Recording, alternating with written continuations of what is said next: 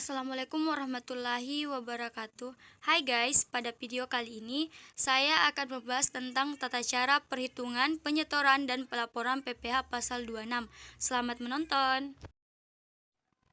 Baiklah, sebelum kita membahas bagaimana tata cara perhitungan, penyetoran, dan pelaporan PPh pasal 26, yang pertama yang harus kita ketahui apa itu PPh pasal 26.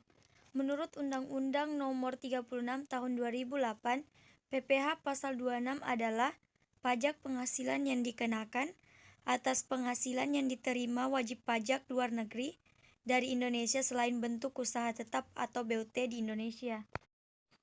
Nah, setelah kita membahas tentang pengertian PPh Pasal 26, sekarang kita akan masuk cara perhitungan PPh Pasal 26. Tetapi sebelum kita memasuki perhitungan PPh Pasal 26, perlu kita ketahui berapa tarif yang berlaku pada PPh Pasal 26. Tarif umum untuk PPh Pasal 26 adalah 20%.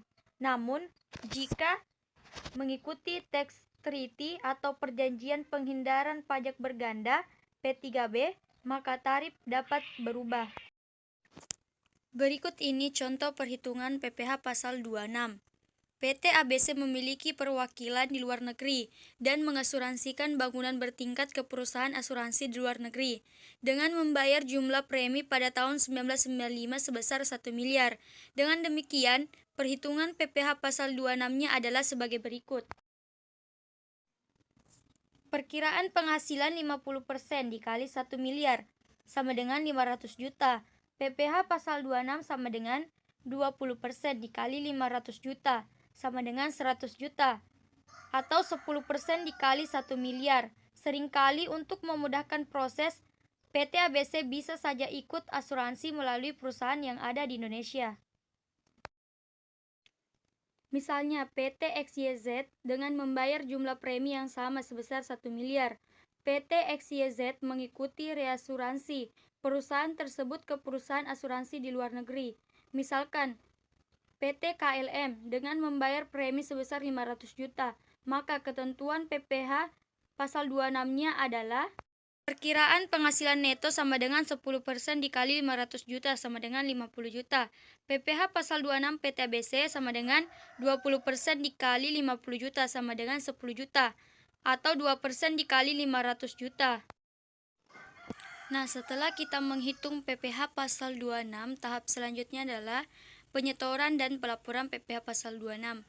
Dalam hal Anda memberikan penghasilan kepada subjek pajak luar negeri, yang harus Anda lakukan adalah tentukan dahulu apakah benar lawan transaksi Anda adalah subjek pajak luar negeri.